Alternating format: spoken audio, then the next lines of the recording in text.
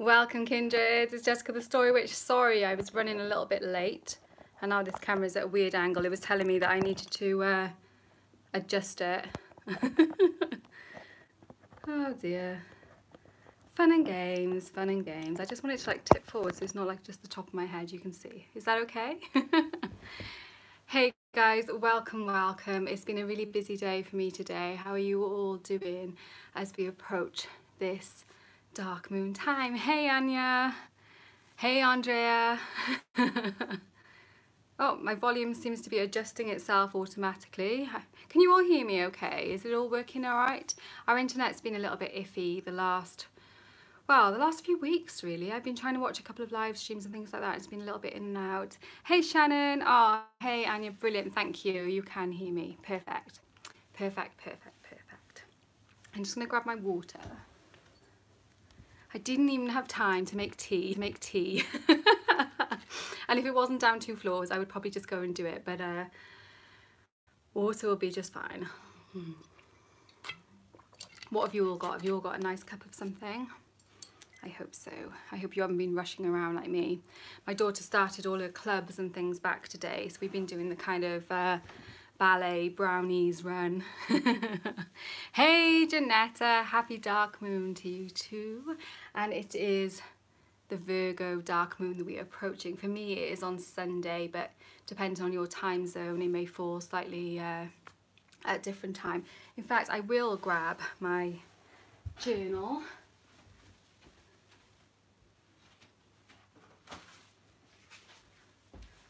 So I can check the exact time for you guys.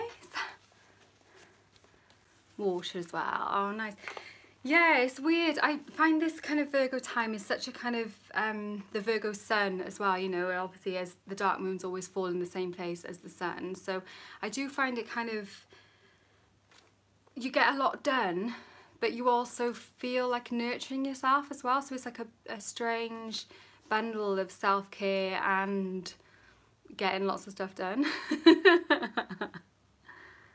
What? Oh, this? Yeah, I don't normally sit in this place, but because it's dark here already, I needed to find a little corner of my attic that would be, hey Billy's Craft Room, that would kind of be okay with the light situation. So this is actually a fisherman's float, an old fisherman's float. Oh yeah. And in a kind of traditional craft perspective, these are used as a kind of protection measure in your home, so you can look it up. And also they look really cool, I think. People call them witches' balls, and sometimes you'll see them without the net, but in theory the net is an important part of why it's useful as well. Yeah, I'm kind of by my, I wonder if I can show you, I'm by my little kind of shelves. I'm going to try and pick this up to show you. So I've got like my photos and my kind of family altar shrine thing there, and I've got my tarot decks and my singing bowl and stuff on these shelves, and my little altar, my kind of working altar space just for while I'm doing you know, small workings where I don't need a big table area. I kind of use this actually when I'm using my desk, which is in the other side of the room. So I know a couple of people have asked me about doing a kind of room tour, but I feel a little bit like, who wants to see my room? You know, it's just my room. But I do love my room. You know, but it's not like some of the places you see, some of the things you see on YouTube and stuff where we've got gorgeous spaces. So yes, anyway. Ah, breathe. I am a little bit like fizzy still because I know I've been rushing to try and get up here, and I didn't kind of have time to get myself sorted out. Although I do have my sisterhood jumper on, so I thought that was quite a cool. Sorry, you're gonna be like feeling seasick. It's a bit like the Blair Witch Project here today with my filming, so sorry about that. Yeah, I thought it'd be a good kind of sisterhood vibe for the dark moon, although I know we do have some brotherhood people popping into as well. I love seeing people's rooms as well too, Billy. So yeah, I do love a little nose around. And to be honest, one of the things that my husband and I do for income is we renovate houses and things, and I love just going and looking around other people's houses. And yeah, there's something so cool, and I love like kind of taking a house and making it into something really special that somebody's going to want to live in and make a home again. So because like the kind of projects we take on are really, you know, they're usually like old Victorian houses that have been left to go, you know, really kind of run down and everything. So it's really lovely to be able to kind of take that and really just strip it completely back. And we try and keep, you know, if there's any period features and things like that, we try and keep them as much as possible. And yeah, that's it's hard. It sounds amazing. It's not as fun as it might sound. The end bits are the best bit, you know. Like we're doing one at the moment, and it is in a state, you know. It is. I went there today. I hadn't seen it since last week. And hey, Maria, greetings from Shropshire, a fellow UK person here. So that's nice. We've got people from all over actually, which is nice because I know. We've got a couple of Europeans in, and Jeanetta's from the US. So yeah, if you want to let each other know where you are, that would be cool as well. I always like to know that when I'm in the chats as well. That's one of the things I love. I think I saw Katie Flowers did a video where she was talking about things that she loved about being on YouTube, and one of those things was like the people from all over the place, all different places in the world. So yeah. I'm also waving from the UK, from Wales I am in, which you probably can tell if you know British accents, because although I don't have a particularly strong Welsh accent, apparently Scotland. Oh, hey Lisa. And so yeah, New Zealand. So there's people coming in from a few different, all corners of the globe, even though there are no corners. Yeah, have a nice breakfast. I know you're doing your exercises and things in the morning these days, which is very impressive as well. Oh yeah, Women Who Run With the Wolves. I love that. Hey, Book White from Canada. Yeah.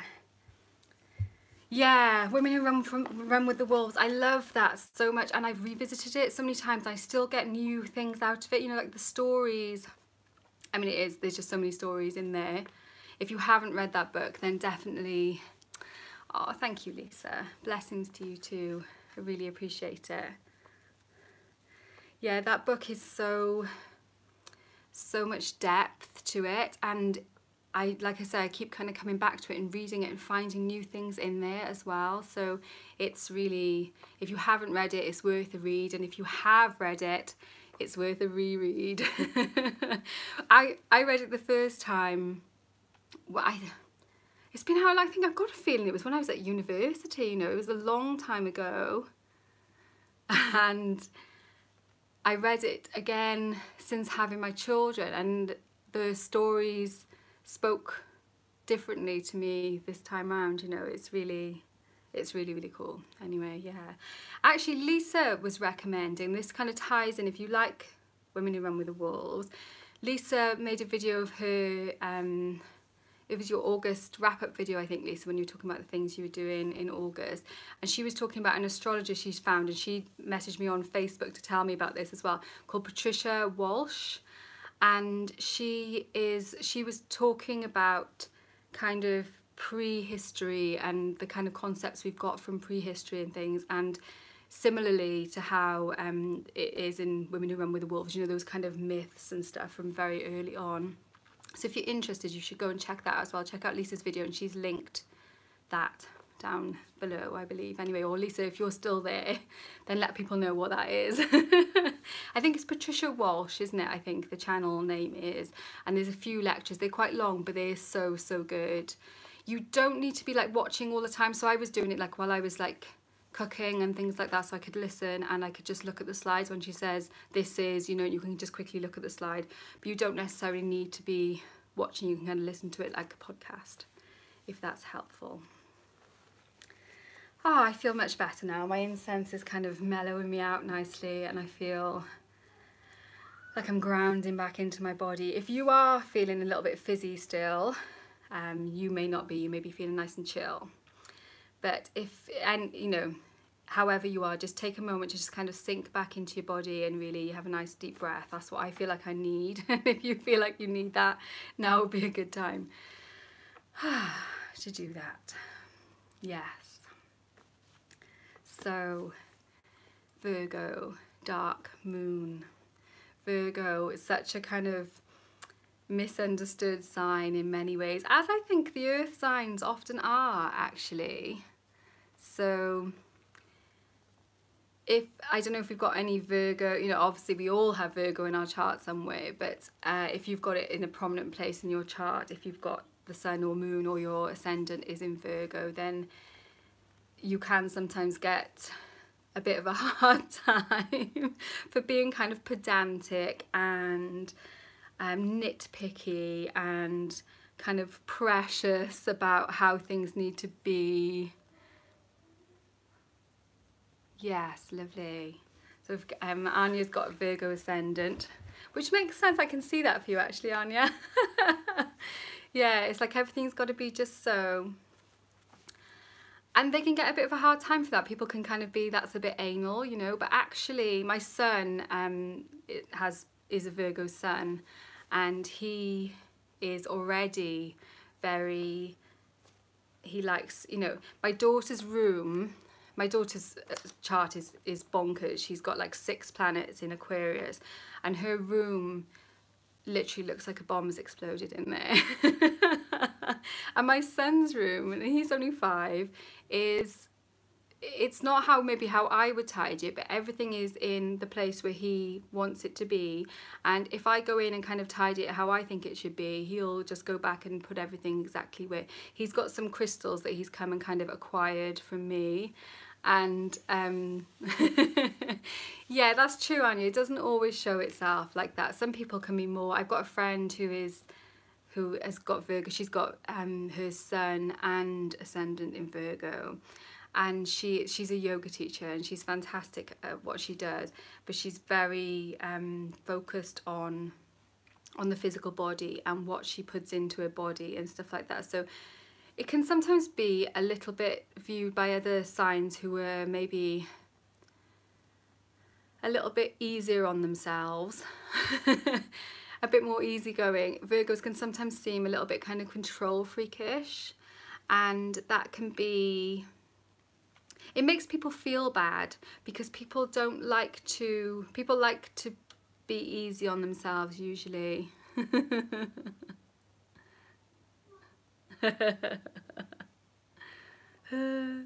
But Shannon, you will have it.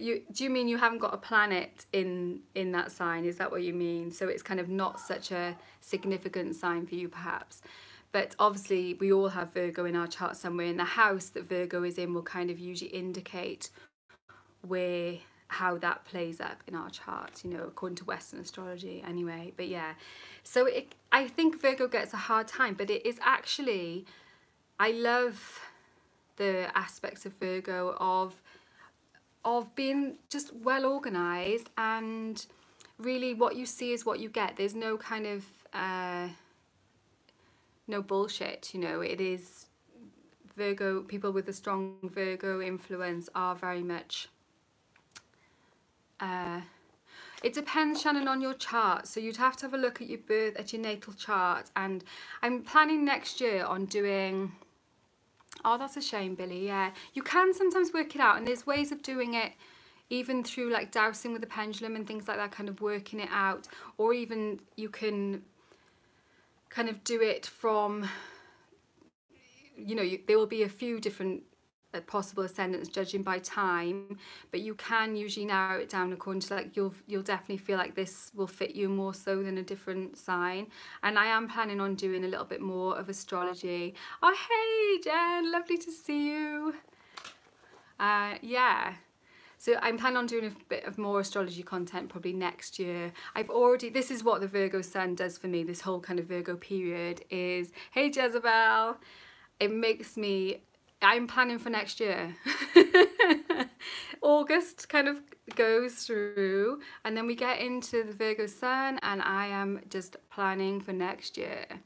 So hey Book White. Oh, she's saying hey to Jezebel. I do need my glasses on. But yeah, it's the time, I suppose.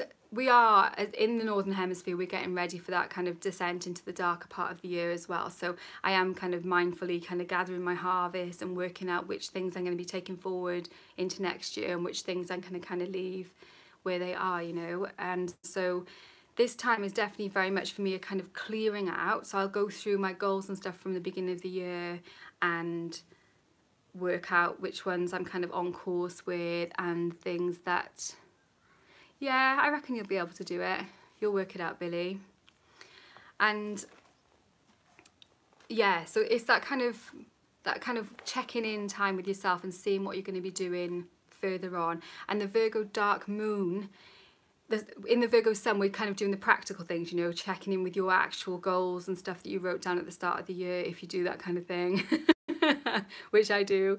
And doing the kind of house clearing. I like to have a clear out of stuff, you know, of actual physical stuff and get that out there, you know, weeding the garden, preparing the garden for the autumn.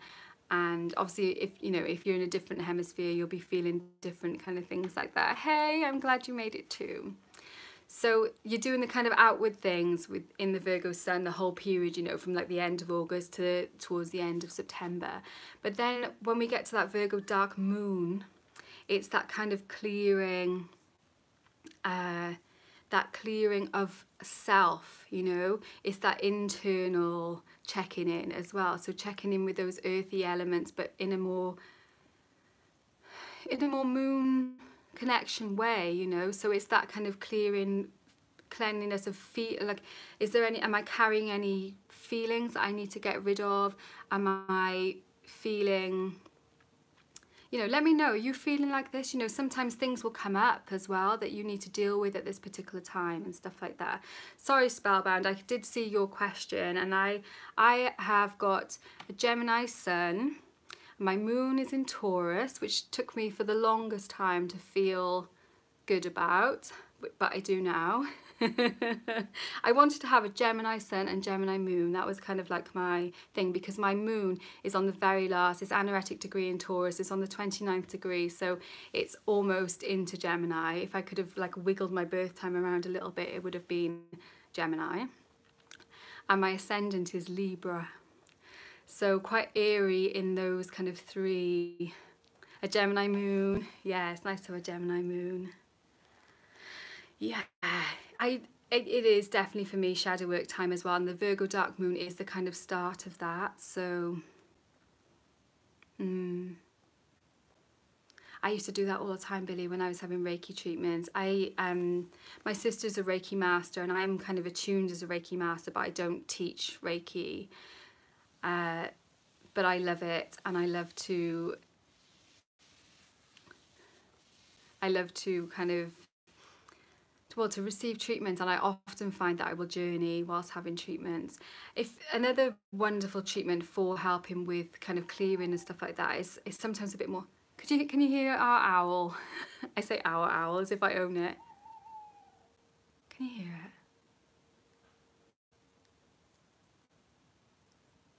It literally, once it starts, it will be going anyway, so you will be hearing it throughout the video. But you're lucky actually, because as it gets dark, the crows all start going to the big oak tree that's just by the side of me here, not in the room. And the crows all come back there to roost. And so literally hundreds of crows just fly past my window, and because I'm in the attic, I can kind of open the window and stand. They are still going as well, you know. So the crows are just like hundreds of them all flying past, which is amazing. Yeah, we've obviously got owl with us in this dark moon, which is really lovely. Oh really?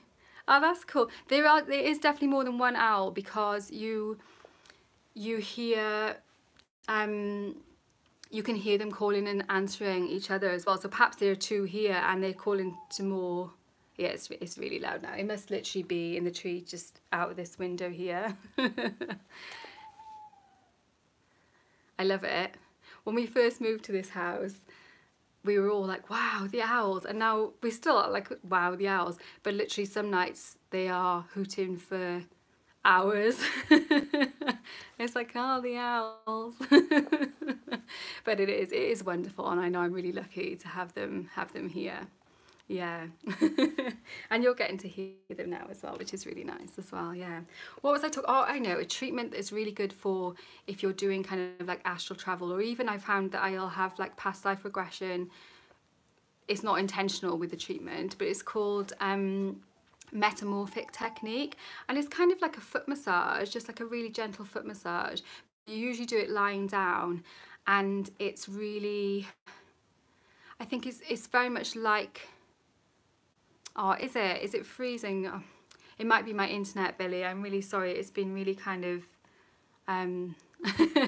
don't worry, book white, it will definitely carry on again. Oh, okay, so a few people are saying that my internet is a bit dodgy. I'm sorry.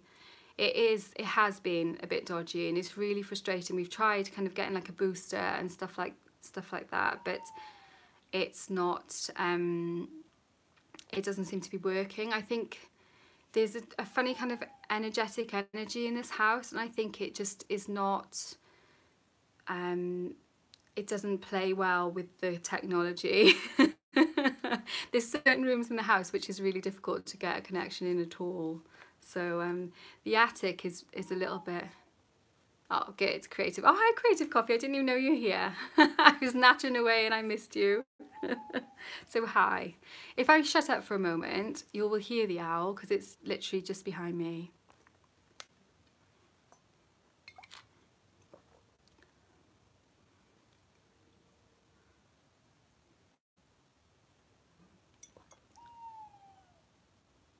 Did you hear it?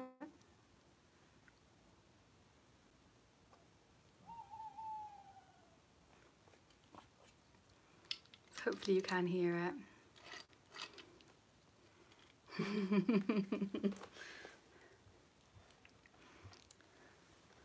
Yeah, oh good. So everyone's heard the owl. We're good. Yeah, so this Virgo dark moon, to be honest, he's kind of getting in louder than me probably. Just readjusting in my seat. Oh, crickets. I love crickets though as well. We don't get so many of them where we are just because of the way the terrain is. It's not really, you don't hear them in the evenings that much, you know, but owls we do, foxes we do. Yeah, cats as well too. Yeah, it is lovely. It is lovely to be able to hear it. Oh hey, is Amethyst Soul here? I didn't see that. Oh hey Erica. Oh, don't worry Erica, I hope you get home safely. These do sometimes go on a little bit long, but we'll try and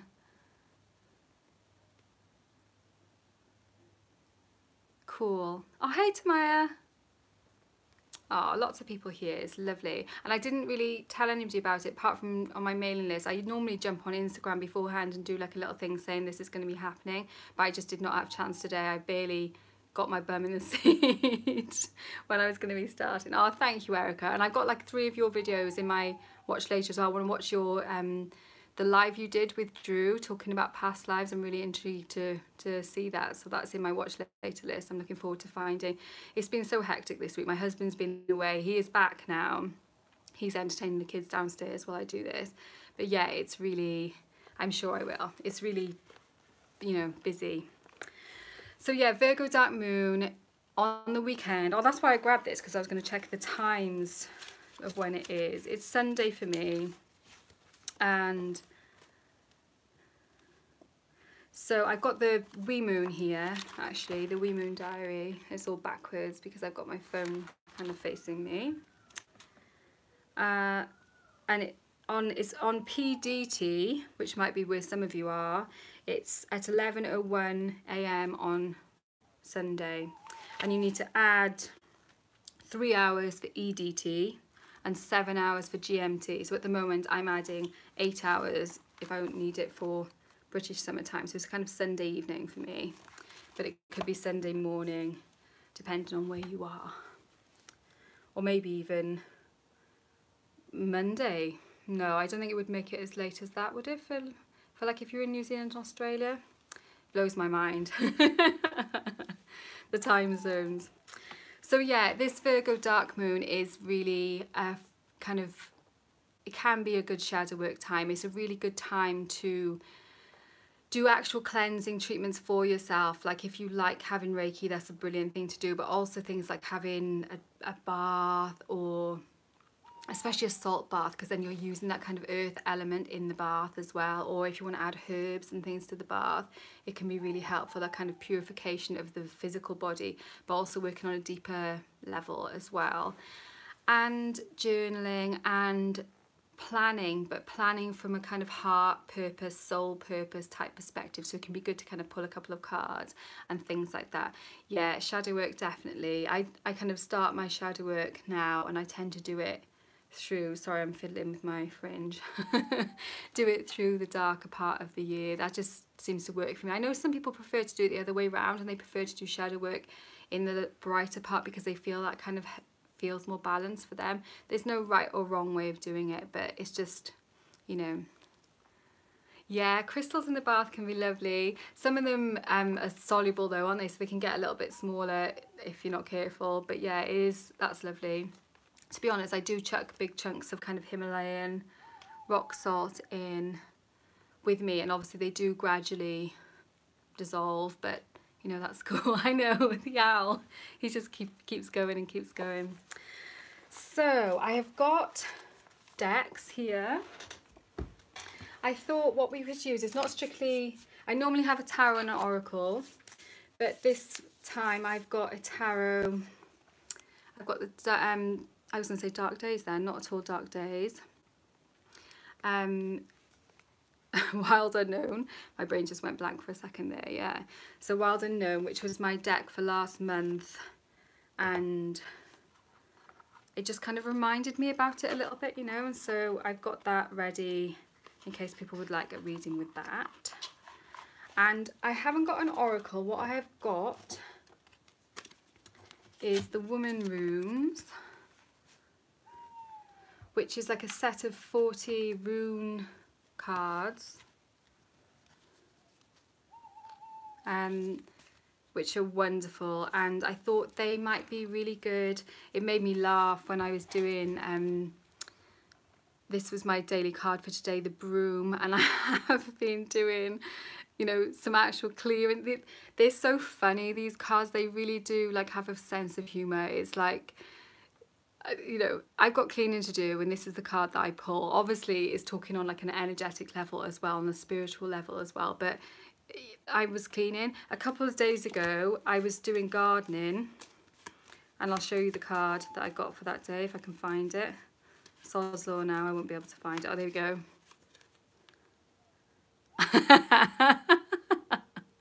They just crack me up, they're really funny. And have I got the book handy? I'll grab the book handy as well, and I'll read the little bits. Oh, somebody else just come in I haven't seen. Oh, Tash. Hey, Tash. Yeah, let me find the Woman Runes book.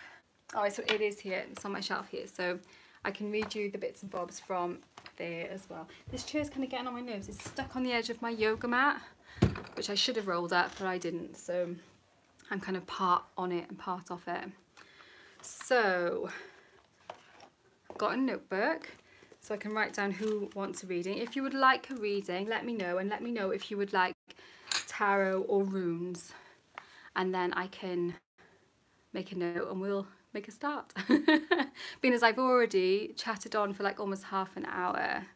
So Anya would like a Woman Rune. Shannon Runes.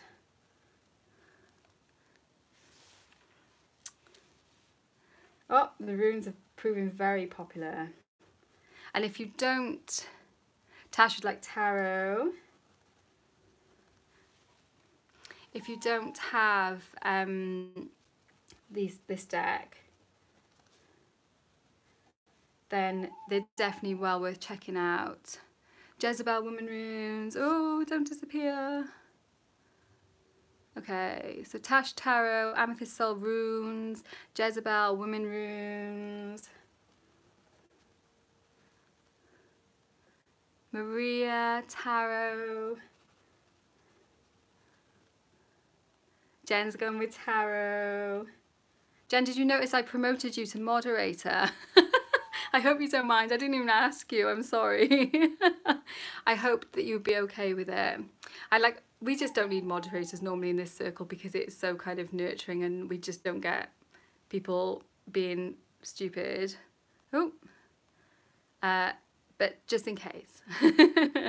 Billy's craft room is going to be runes. She's giving me craft runes, but quite rune. Tamaya is tarot. Oops, and I've almost spellbound and woven. I love that name. That's amazing. Runes, please. Thanks, Jen. I'm glad you're okay with it. Yeah, exactly. She's a moderator of so many different places already that, you know, what difference does it make? So spellbound would like runes. Okay. It is a bit cheeky, isn't it? So let's make a start with those. And the question that it always is just like, what are the energies of this time for me? What am I kind of working with in this time? They're quite small, these cards. Oh, Kerry, I almost didn't notice you then. Sorry, Kerry would like tarot. So there's just kind of guidance for when we do appreciate Jen looking after us like that as well. Is this...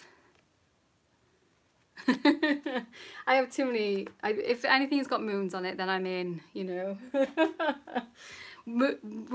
Moons or wombs, and I'm just totally sold. So these are particularly good for me. But yeah, they're quite small. Let me show you compared to the Wild Unknown.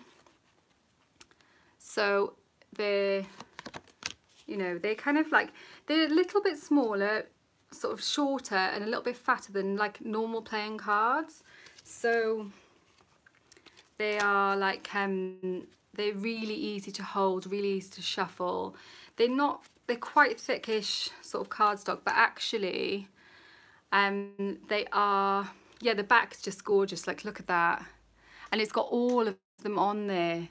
All of the runes are on there, just like woven in to the trees and the roots, which is amazing.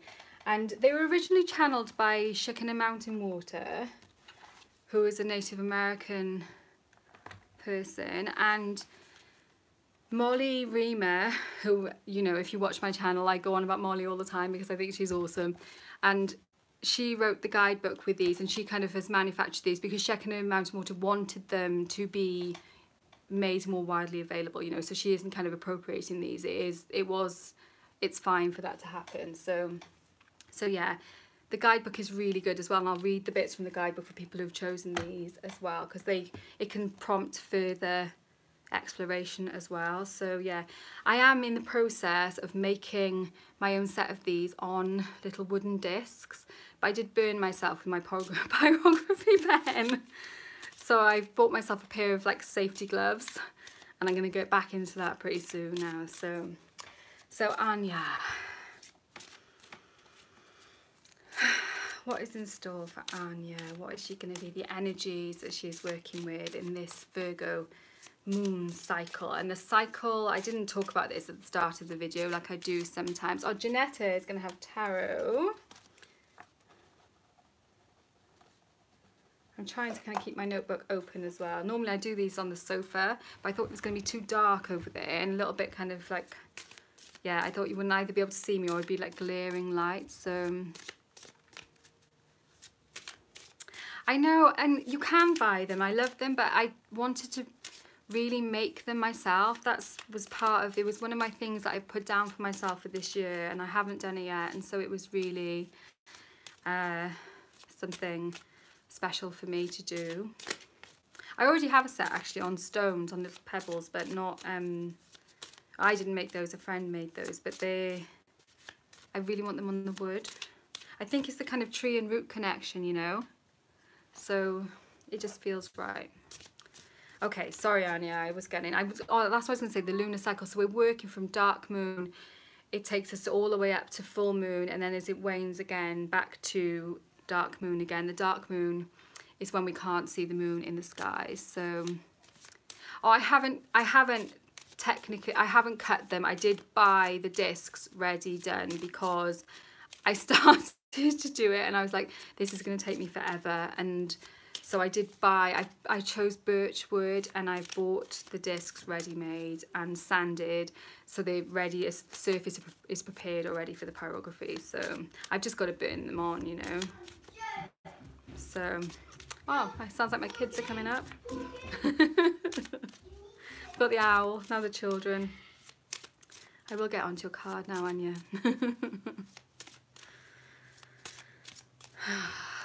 For Anya.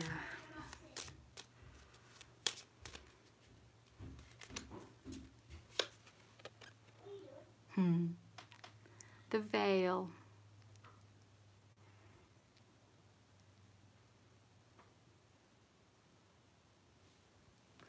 Okay. So we're actually in a balsamic. Oh, hey, Tracy. Nice to have you here. Would you like a card? Let me know if you would. And I've got runes or the wild unknown. Okay, so the veil, and on here it says Rune of Mystery. This is Anya's card. Sound of silence, revealing, concealing, the unknown, not time for answers. And so it can be quite a frustrating one sometimes. I equate this card very much with the High Priestess when I bring this out. So it's that kind of unconscious energy, you know. Sorry, I'm just gonna make a note that Tracy wants wild unknown. It is that air of mystery, and it usually, when I pull this card, it's usually because I feel like I'm ready to know this. I want some clarity on something, and then I'll pull this and I'm like, oh, okay. So, you know, it's like, no, not telling you. And ultimately it is in our better interests, because Gina, of course, you can have a rune.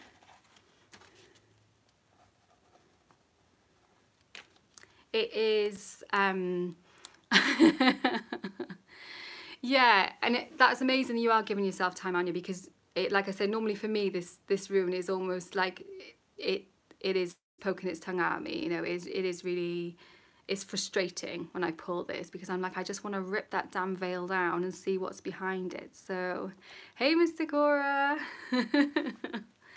So, let's read what it says in the book as well, because I don't know if you've got a notebook handy there, but if you do, then there's often like extra little prompts that you can follow on from here. So it is rune 40, so it is right at the end of the cycle of these runes, you know. So that is also thank you. It's taken me a long time to come to terms with it, but everyone is like, it is just part of me. So the veil, rune of mystery, sound of silence, revealing, concealing, the unknown, not time for answers. I should have said as well, sometimes it can come up when you are having questions about how much of yourself you are sharing, like perhaps in a relationship, or I guess like for you, Anya, maybe on your channel as well, you know, is that kind of, how much of myself do I share? How much of myself do I keep behind the veil?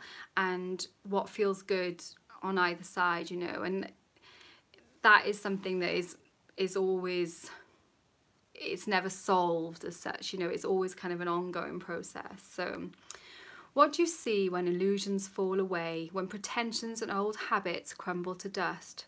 Mystery shrouded, waiting, concealed. Do you have enough strength to pull back the curtain? Can you gaze into the heart of mystery, to look at what lies in wait, what has been concealed, hidden, put away for so long? What have you hidden? What do you keep concealed? What do you veil from the world? Some things belong to the sacred mystery. never able to be confronted directly. Can you hold the space for the ever unknown as well? For not knowing, for no answers? Can you hold the hope for that? What is happening in your inner temple? What remains when everything you don't need has fallen away? What will you see when you drop the curtain and fully examine your own life? What hope waits in shadows? What love is veiled? What are you seeking? This rune reminds us that sometimes the answers we seek can seem hidden from view, and that the guidance we seek, the questions we ask, may be met with silence. Silence is sacred, and within it rests infinite possibility. Take a deep breath and wait. That which is concealed will be revealed. That which is unknown will become known. That which is unanswered will become answered. And arising in an endless chain will be new questions, new mysteries, and new possibilities waiting behind the curtain. Make a wish. It is time to find your answers in that which is unknown.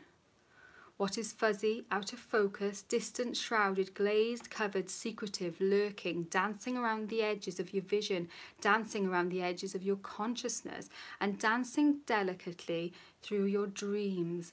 What is that? What is that? Lift the curtain. So that's probably one of the longest descriptions of the runes. Some of them just have one page on there, but she obviously got very caught up in that that concept, that kind of metaphor of the veil. So, Anya, those questions, did you notice how many questions, so many in here, can all be used as reading prompts as well, you know, so you can pull cards for those things if you need to. You may not need to, because quite often we have an inkling of, when she says, have you got the strength to kind of pull away the veil, can you pull the curtain down, sort of thing, pull it across and let the kind of light in. It's stuff we kind of already know, but we don't quite want to face yet. So Shanna was saying about tarot, about shadow work and things like that. Yes, definitely sitting with it and kind of working. It's a very shadow work kind of card, and it's a very mature card, you know, being at the end of that, at the end of the rune cycle. So it's definitely, it's the end and also the new beginning, you know, the same as in tarot. When you get to the end, you start again at the beginning, you know. So it's like you're at that end phase of your current metamorpho, you know, your current kind of evolution. And you're going to be going, once you've lifted the veil, you'll be stepping through then into your next phase. So it's an exciting time, but it can feel kind of frustrating, kind of dormant time as well. Yeah, I should have said the runes. I didn't say, I started talking about Molly. You can buy them on Amazon, but they are coming from Molly, so it's easy to just kind of go and buy. I'm glad you made it too, Tracy. These runes are so kind of, they're really nurturing and really special. So I can hear my husband now calling the kids, because they're obviously like on the stairs chatting and laughing, listening in. So I hope that's helpful, Anya, and it makes sense. Yeah, and I mean, sometimes it is. Sometimes you are kind of copping out, but other times you need to be able to wait, you know, you need that cocoon. When you're going into that cocoon phase, you need to just let it all go and wait until your body is rebuilt and your consciousness is rebuilt, you know. So that's what it feels like, and I think that card is very much confirmation that that is what is needed. But also you can do things like reading for yourself, you know, like being out in nature and things like that. The sort of things that will make you feel connected to yourself. And that way then you can kind of, usually what's behind the veil is not that different from this side. We can be worried that it is, but it's not as scary often once you've actually pulled it across. Yeah, exactly, Janetta. We can use the cards to kind of keep us moving forward as well. Okay, so Shannon is next. And she's going to have a rune too. So what is the energy and the homework for Shannon in this new cycle, this lunar cycle? And it is work at this time, but not, you know, good work, healthy work. That's what Virgo is all about, the work that we need to do.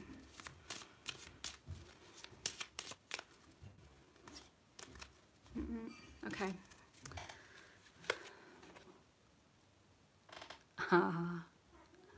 I love this. I love this. Look. I didn't make this one. This is one from Mark, who's Molly's husband, and they work together to make such beautiful. I must have a goddess handy here somewhere. Yeah. This is one of the very early ones that they made. Molly kind of carves them, and Mark does the kind of crafting of them then from the molds. So yeah, I know. The Cauldron of Reflection. Gorgeous, gorgeous rune. So not just reflection, like this rune that's inside the cauldron here is a rune on its own as well in the deck, but being within the cauldron gives it another emphasis as well. So the Cauldron of Reflection is very much about, it says on the card, rune of solitude, retreat, withdrawal, creative solitude. So it's not like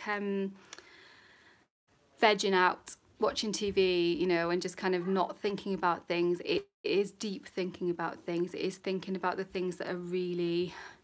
Yeah, sorry, it's because I've got the camera flipped so that I can see the cards as well. I record these on my phone because that actually is more reliable than on my laptop, which is frustrating. But it does mean that it is reversed, sorry, so I will read what it says as well.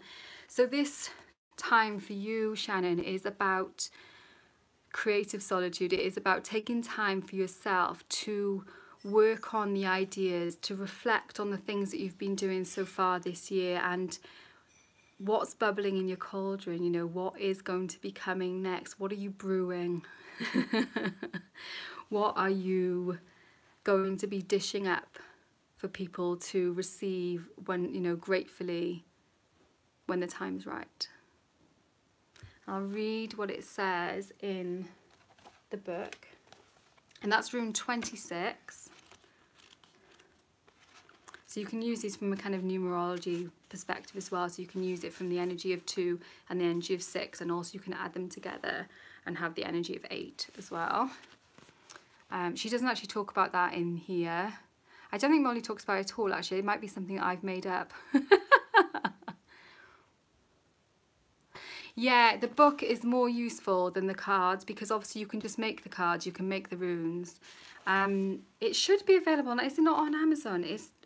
I think I bought mine. I've bought a few of these because I bought one for Red Tent. Oh gosh, my phone is now saying low battery, so I'm going to find a charger to plug it in so that it's not... You had this on you, didn't you, last time when you were doing your live?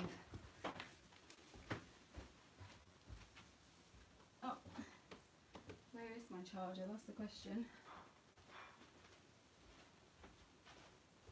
God, I can't actually find my charger. Hopefully it won't completely die. Oh, here it is.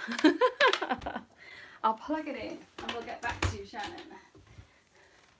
Otherwise we might die. Oh really? Not available in... Well, that's ridiculous because Molly is in the US. If you contact her, I'm sure... Oh, I know why. It might be at... Hopefully that is charging. This charge is a little bit temperamental sometimes. I'm going to plug it in again. She's bringing out a new version of the book. So perhaps it might be temporarily off sale just while that new version is coming out. So maybe hold fire. It's called Woman Runes. Hey Kirsten, lovely to have you here. Let me know if you would like a card. We are having Woman Runes as our oracle, well, rune. And I've got the Wild Unknown Tarot as well. So yeah, let us read the Cauldron of Reflection. When you draw this rune, you already know what it is you need, what your soul is craving, and what you are asking yourself for over and over and over again. Time to spend alone in your own company. Rest, reflection, renewal, retreat. Pull back, draw in, cocoon. And this just follows on so beautifully from the veil that we just had. And, you know, with this time of year in general. It is time to come into relationship with yourself. Yes, of course, the Mystic Aura. Did you tell me what you wanted? Whether you want a rune or whether you would like the wild unknown. So it's time to come into relationship with yourself, to investigate that which you need to know from your own heart space, your own soul song. What is crying out from within you to be heard? So that would be a good one to do for a reading for yourself. What creative impulses wish to be... Yeah, don't buy them now. I think just wait until Molly brings out the new version, because I'm pretty sure it's going to be soon, and so that's probably why they're probably only available from third-party sellers. So yeah. Trace, I think I've already got you down for the wild unknown. Yeah, cool. Okay, so it's all good. So yeah, prompts to work on for yourself. What is crying out from within to be heard? What creative impulses wish to be followed? What heart message longs to be expressed? So they'd be really good prompts to use for your own reading. It is time to steep in your own knowing. Time to incubate your dreams, creations and inspirations. Time to merge inner experiencing, to prepare a rich stew, a hearty brew, a precious potion of your heart's desire. When you draw this rune, pause, rest, take a time out. Give yourself permission to take a retreat, to withdraw from external demands, and to sit with yourself, savouring your own flavour. What wonderful, wonderful thing. So I don't know how that sits with you, Shannon, whether you've been feeling that call to retreat. Often, hey Angelica, we feel like we can't do that. We can't retreat. We can't take time for ourselves. It's selfish. There's so many reasons why that can't happen. But this, you know, it has to happen. Okay? So carve out that time. Make yourself a priority. And don't feel like you need to do. Just brew. Just steep. Steep in your own juices. Okay, I hope that is useful for you. Andrea, rune for this moon cycle. And I'm loving how these are kind of all feeding off each other.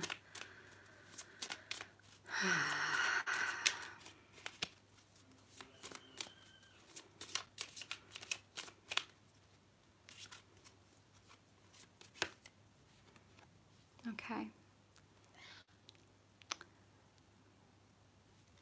And this is a bit like the wheel in tarot, this card, you know. Things that are... Megan, okay, the wild unknown, of course.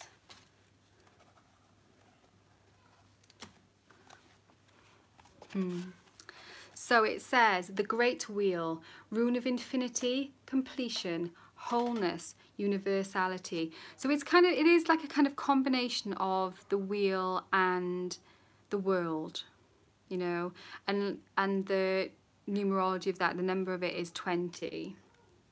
Okay. And often this comes out when, often when we're doing community work, it can come out.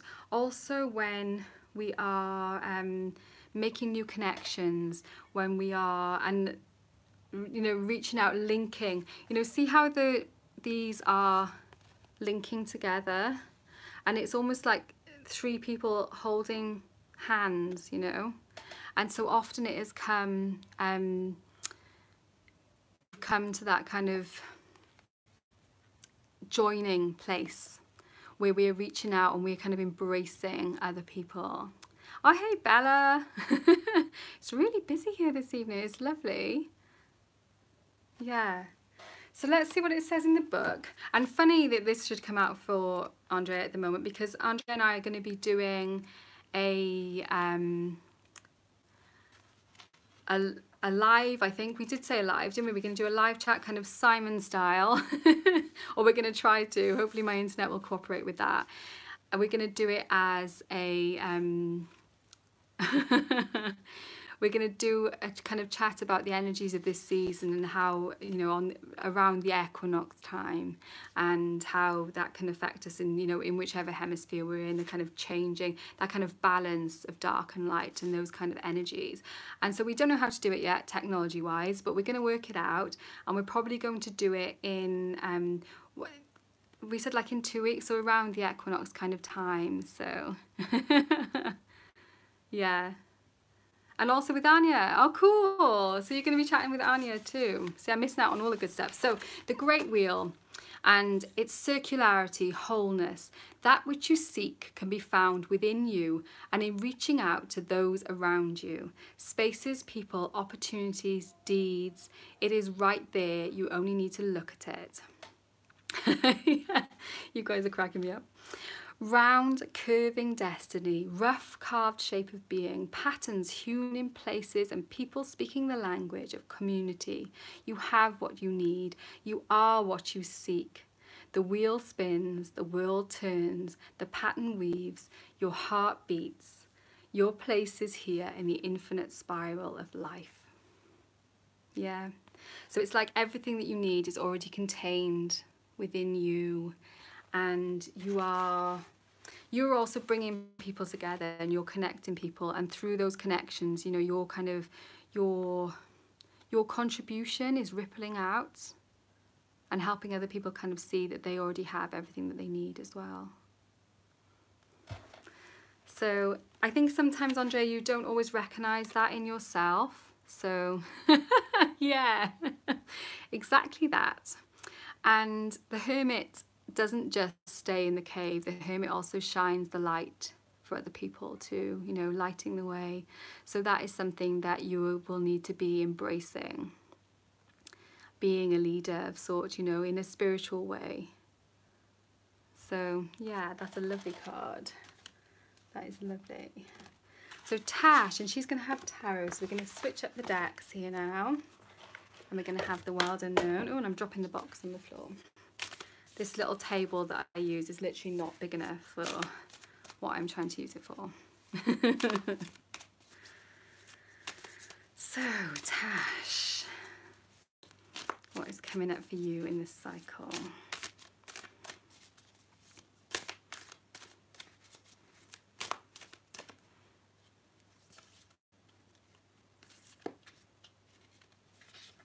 Okay.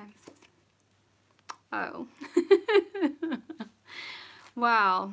We could have had something a little bit more positive than that. But actually, last month, this deck was my daily draw deck. And I also take a card of the month from the deck. And this card was my card for the whole month of August. And the way that I read this card and the way that it pans out and the way that perhaps this is for you as well is that it can feel like we have so much to do, just kind of pushing forward on a day-to-day basis. Like the way all of these sticks are just literally kind of, oh Bella, poor you. Yeah, I wasn't impressed with having it for a whole month. But do you see the light behind all those sticks? And it's like, it's not as dense as it looks.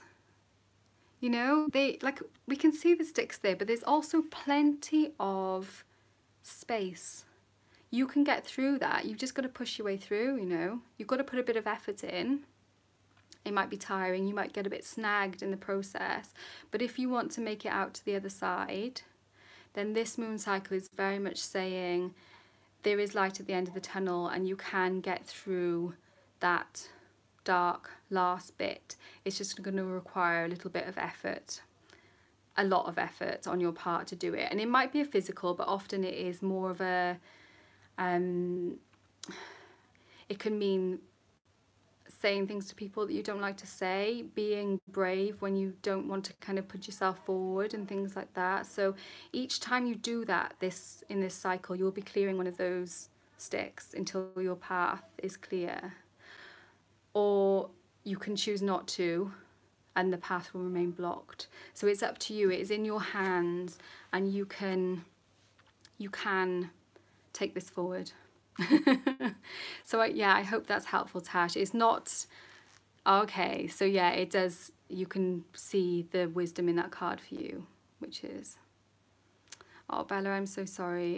It's things are hard, aren't they? It's really, really hard at times, and you think, how can I even continue, you know? But continue we do.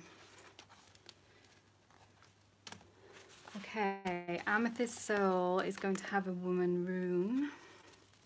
I'm trying to speed up a little bit because we've already been on an hour and you guys have probably got things to do. So Amethyst Soul, what is coming up for you in this time?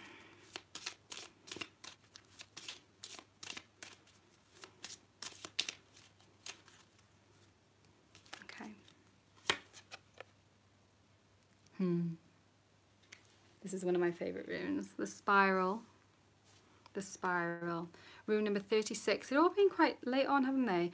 Rune of initiation, rites of passage.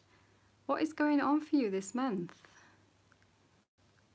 What is going on that's new? There's a rite of passage. It's a way of moving on to that next phase of your life, and that is what is going to be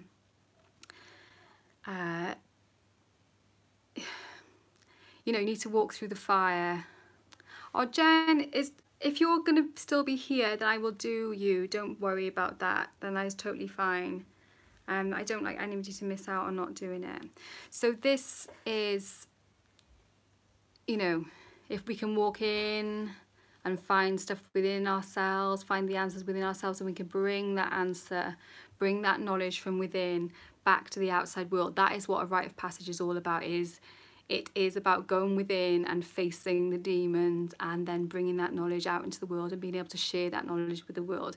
It's a journey. And things like path working and kind of astral journeying, if you're into that kind of thing, will be really useful during this lunar cycle as you connect with the energy of this spiral card. And look out for, when I get this card, I start seeing them in the most unusual, you know, places where you wouldn't expect, like kind of shop logos and on the ground in the playground with silly string and stuff like that, you know. Look out for those spirals and walk them if you can find them. Make your own spiral to walk as well. Let's read a little bit from here as well. It's a journey rune. Spiraling rites of passage, open doorways, surrendered moments, grace and struggle in changes, hopeful pauses, liminal places, threshold moments, and leaps of faith. You know, it is that, it is starting that new fool's journey, you know, but you have to kind of go through the fire to do it, to get there.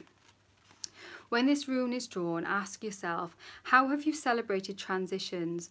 What rites of passage are you preparing for? What initiations are awaiting you? What sacred work calls your name? To what holy purpose will you be dedicated?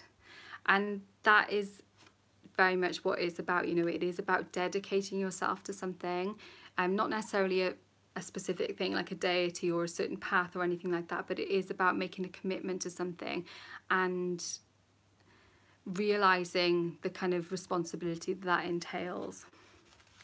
Initiation is a path and a process, not a single discrete event. Much like rites of passage mark transitions from one point to another on a continuously unfolding spiral of time, person and space, one's whole life can be a process of initiation into your own existence. Who are you? Who can you be? What holy flame speaks your name? What task ignites your heart song? What place awaits your visit or hunger for your touch? This is the rune of initiation. This is the rune of change. It is time for dedication to your sacred path. So that is the work that you've got this month. You are figuring it out. What is your path which is calling your name? You know. Okay, so you know. So are you ready to initiate? Are you ready to walk that spiral with all that entails? You'll find out. You're going to find out this month. Okay, Jezebel is going to have a full moon. And we haven't pulled any doubles yet. I've probably jinxed us now, and we will definitely have one. We'll see. So Jezebel, what is coming up in this cycle?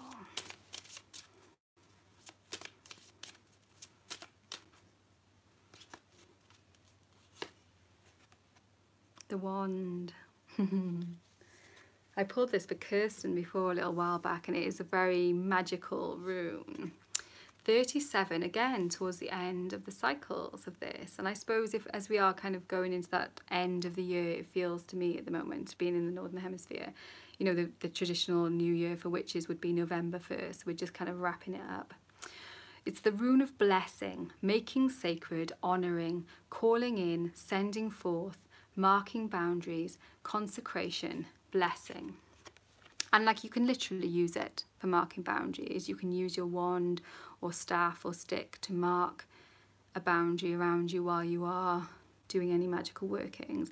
But you can also use your kind of inner wand, your inner your guidance to yourself to kind of mark your own boundaries. And sometimes that is what this rune is speaking to, is saying you need to know what is your responsibility to deal with, and the things that are not your problem in a way.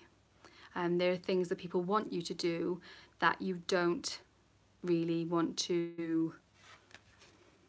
It's not your shit to deal with. Let's read what it says. That's kind of my interpretation for you, because that's what it feels like that is saying for you at this present moment. Oh wow, look, that is literally the one after the spiral. So it was already open on the correct page for the wand. Destiny is knocking and ready to link hands with yours. Pick up your wand, claim your birthright, your power and strength. Step out with strength, confidence and flow. Mark your boundaries without apology or hesitation. Cast the circle, consecrate your heart. Know your body as temple, your person as an offering, your spirit as a gift. Cast a circle with your breath. Plant your feet firmly on solid ground and draw up the ancient wisdom that waits for you. Let go of that which holds you back. Open wide to embrace that which calls your name, whispering from deep secret places, from bright shining spaces, and from quiet corners of your soul. Name it, bless it, be it, do it, hold it, know it, live it.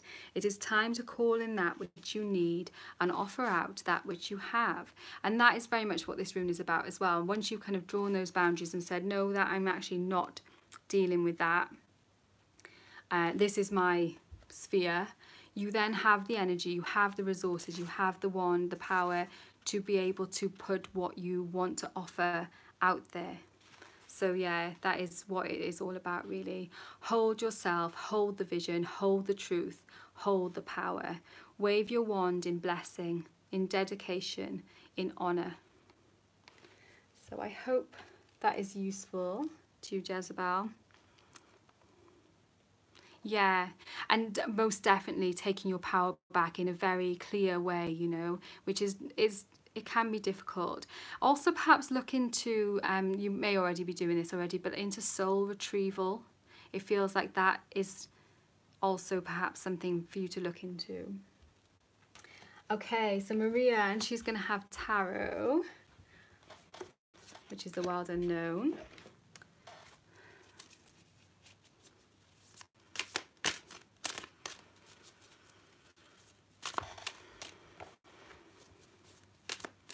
So Maria, what is coming up for you in this cycle? What is your Virgo work?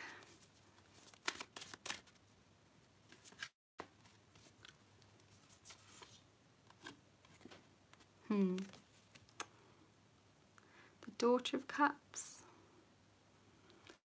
When I first got this deck, I found it so weird that the cups were ducks in a way. It just seemed... you know, the little duckling there, and obviously they're not, they do blossom on as you would think, but no problem, Anya. I hope that you enjoy your veil time. So this often comes up when we are starting out on a new exploration path. You know, it's like a new little passion that you are starting to just tentatively explore, and you're excited, but you're also a little bit shy about it, a little bit nervous. It can be a new relationship as well, you know, like a new love relationship, but not always. It can also be a new hobby or a new connection that you are making. And so I think this cycle for you is going to be about just letting yourself be the daughter, not having to be, you don't have to know everything already. The whole point of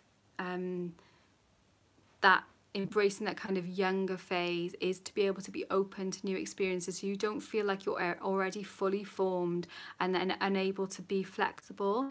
Whereas when we are in this kind of younger stage of life, we could almost become anything, you know. So it's asking for you to be young and flexible. Maybe not physically flexible, but you know what I mean, young and impressionable. That is the word that I'm looking for, to allow yourself to be impressionable, and I'm not saying that you are fixed in your ways, but just sometimes that's how we become, because a lot of our lives become almost on autopilot. And so this moon cycle, look for opportunities to kind of switch off the autopilot and really notice what is going on around you, and where you could think different things. Oh yeah, and Billy's saying about connecting with your inner child. Definitely. Yeah, it's about being your inner child, you know, allowing your inner child out to play and not feeling like you have to be a sensible grown-up all the time, which can be tough, especially if you've got little people to look after or other people to look after. But we all need that aspect of kind of innocence and playfulness. So embrace that this month. Okay, Jen, I am going to pull a card for you because I don't think it's fair that you are here and moderating beautifully when I didn't even ask you to. And you want to try flotation spa? Oh yeah, I would love to. I saw Sammy's video where she goes, I think she's done 2 actually now, where she goes to have a flotation spa. I have actually done it once, ages ago, in I live near Cardiff and they've got one there, and it is so, oh good Maria, I'm glad it makes sense to you. And I think it is something that will unfold as well through the thing, so just be open to those play times when they come up, you know. Don't be like, oh I can't do that now because I've got this and this to do. If somebody asks you to do something that you wouldn't usually do, just say yes, you know, and go along and allow yourself that playtime. So yeah, do the flotation spa if you can. It is really, it feels like you're in there for like no time and also for like all time. It is definitely being like back in the womb, you know. It is, talk about liminal space, it is very much like that. It kind of freaked me out a little bit at first because it is like a coffin when you get in, but it is, if you can just keep breathing for those first couple of moments and then you just, then you know it is amazing. It's and then you can when you come out, be like you're birthing again. It can be so healing. In fact, you're making me want to go and do it again actually. It's expensive, which is why I haven't done it more. So I'm shuffling like a mad thing and nothing is jumping out, so I'm gonna have to pull a card.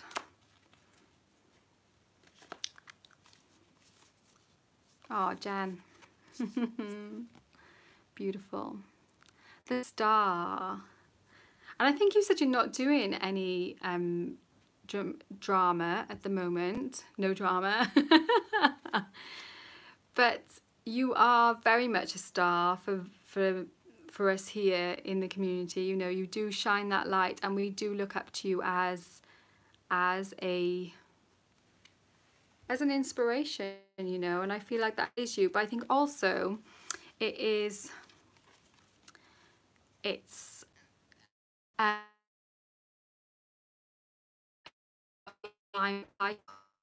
think you, as a Leo, the last moon cycle would have been quite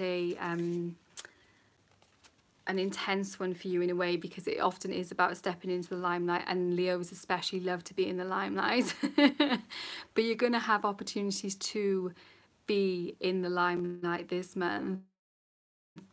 Either is like with the star, it does offer that kind of healing, that nurturing quality. And so I mean, already you're doing this when you were just talking about your caring for your stepdad and how, you know, he is not remembering things at the moment, and that is so difficult to deal with. And yet you sharing that gives other people who are going through that same situation, you know, it just makes people feel less alone.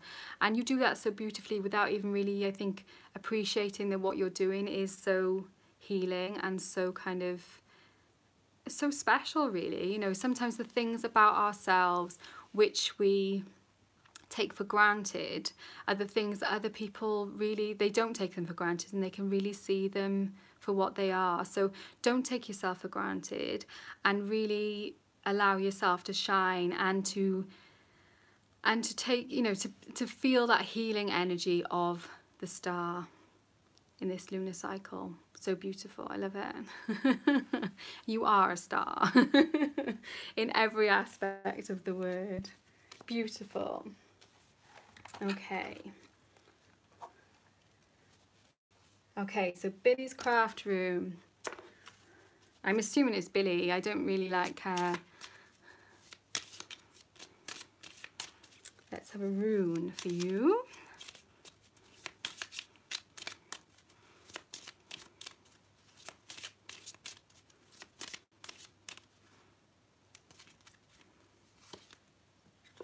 Ooh. They're all so gorgeous. I know I pull everyone out and I'm like, oh, they're just a delight. Each one. 33, the hearth. Rune of nurturance, domesticity, caring for the home, but also sometimes it can be codependency and a trap. You know, sometimes, can you see how the heart is within a box? And you know, the hearth is a wonderful place. It is the heart of our home, and it is the place where we work our magic quite often. But sometimes it can also feel like the box, and the box is another rune within. You find that with these runes, there's a lot of layering of things. You can bring in the energy of the box as well as that heart as well, you know. And sometimes it can be a container for us. So often when this card comes out, it is about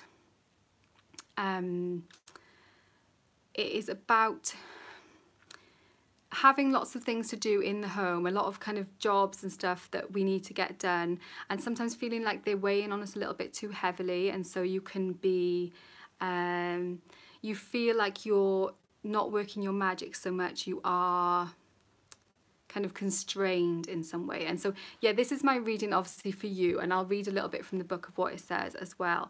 But what your task this month, your Virgo work this month, is going to be to restore your hearth. You may not have one as in your home, but most of us don't tend to have like hearth areas anymore now. We don't tend to have the fire where all the cooking and everything is done. But we do have a special place, or if you don't have a special place, then this month would definitely be the time to create a special place in your home, so you can be yourself there, and you can work your magic there, you know. And it doesn't have to necessarily be a hearth, but it's always lovely to light a candle there if you can, and make it that kind of special space, and work out where your box, where your boundaries lie. So that is your kind of task for this month. I hope that makes sense to you. Sometimes when the box appears on the card, it is because our boundaries are being overstepped to an extent. So that's fine, you know, just notice that, recognize that, and then you can kind of see how that sits with you, and how you can maybe move that box a little bit over so that it actually lets your heart be its full extent, you know, so it doesn't feel contained by the box, it feels supported by the box. I hope I'm not going too much into metaphor. Let's read what it says in the book for you as well. So that is 33, we're still in the 30s. This is a rune of hearth and home, of caring for one's space as a temple for one's family. Ah, okay, yeah. And this description definitely does speak to that. A rune inspiring the creation of rituals and celebrations and ceremony for the members of your closest tribe. So it is about making sacred space within your home and for the other people within your home as well. It's a rune of caring, of giving, of sharing, holding, enfolding, rocking and soothing. It is a rune of love and commitment and attachment, the ties that bind and the bonds of love and blood. The shadow side of this rune is the codependency trap. Notice when you use your family, your commitment to home and place as a shield or an excuse not to stretch beyond your boundaries, not to extend yourself, not to try, but instead to become complacent. So that was kind of what I'm saying when you about your heart kind of being fitting in the box. What you want is the box to be expansive enough so that your heart can be as expansive as it feels it needs to be. Be mindful of when you're expecting others to read your mind. Be mindful of expecting others to refill your cup for you. Be mindful of trying to continue to pour when your pitcher is empty. Be careful, be loving, be kind, be open, be brave, be bold. Link arms with your loved ones and head out smiling into the sunshine and the wide open spaces of shared possibility. And that wide open space is when you're talking about your garden and you're at the moment your inability to be able to make that a sacred space for you. This month then is going to be about trying to work that out, and it may be that your garden won't be that sacred space, but perhaps you can cultivate a sacred space somewhere within your home or somewhere else that will be that nurturing hearth space for you and for your family. So there's work to be done. But it is good. It's heartfelt, it's heart work, you know, it is work that it will ultimately lead you to be filled up instead of always feeling like you are kind of being drawn too much on, if that makes sense. So I hope that is helpful. We are on Book White and she is, yeah, exactly. And you know, you don't have to go mental with it. It just, even just lighting a candle in your kitchen, it doesn't have to be like, well, going back to the room tours. You're welcome, Billy. I'm glad it makes sense to you. Simplify, you know, don't feel like you have to be creating something bonkers. The box is very much about that sometimes as well, that box that it was also part of your room that you had is, oh, I got a jumper card. I want to try and grab it because that is the card which is for Book White, but I can't find it now. Where did that go? Literally lost it. I'm sure I did. Oh, I can see it. Haha.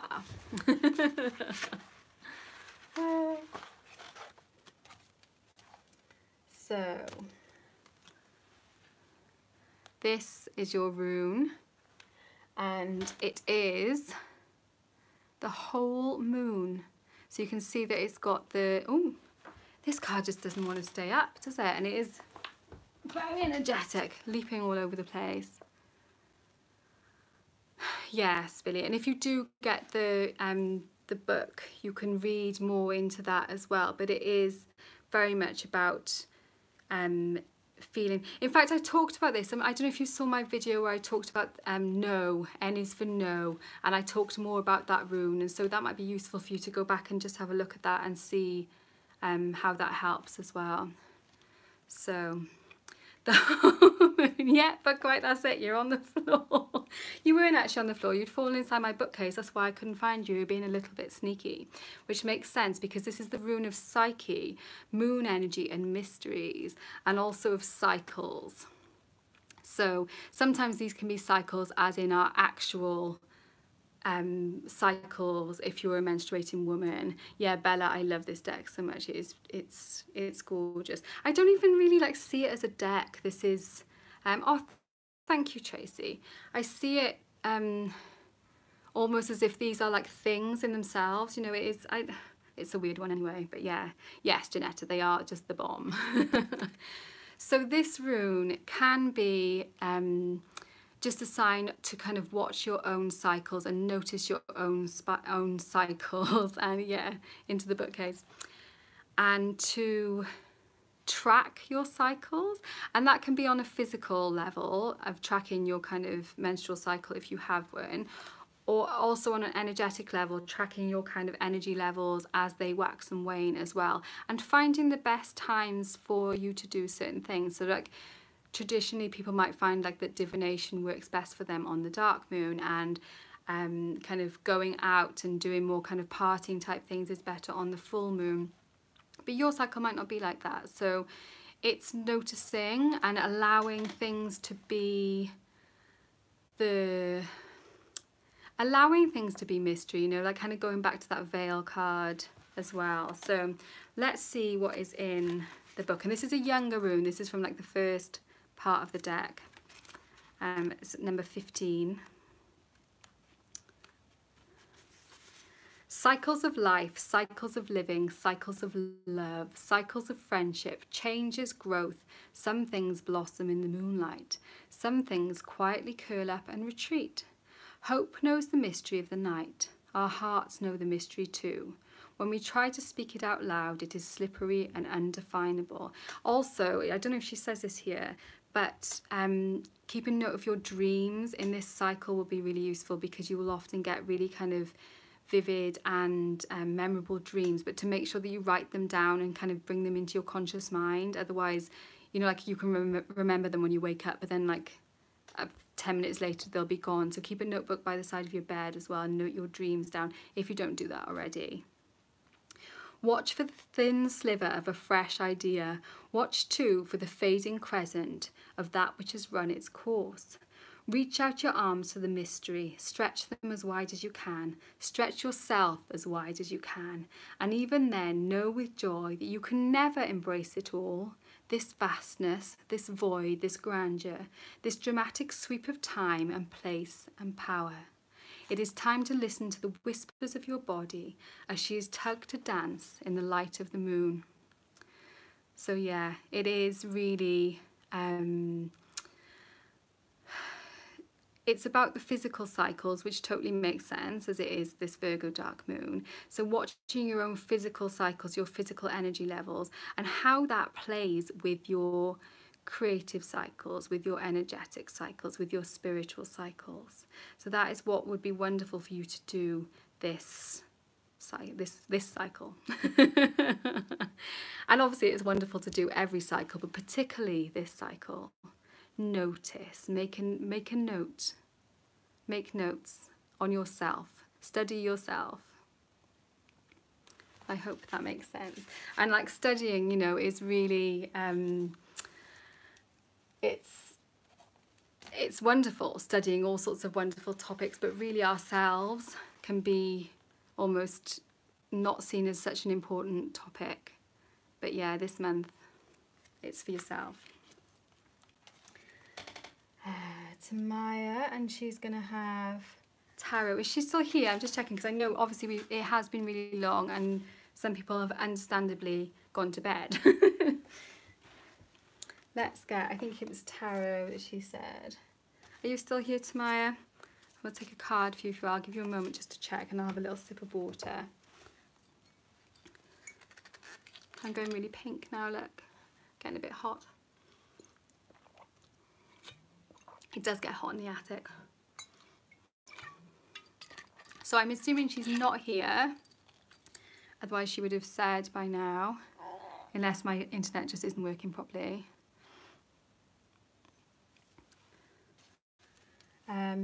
So Spellbound, it is your turn next. And you are also going to go for a woman rune, which is wonderful. So what is coming into play for you in this cycle?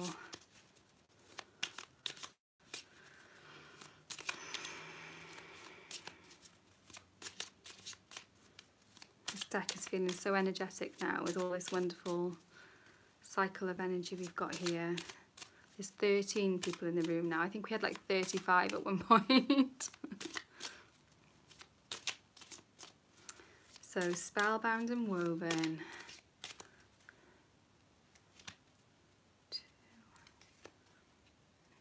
Okay.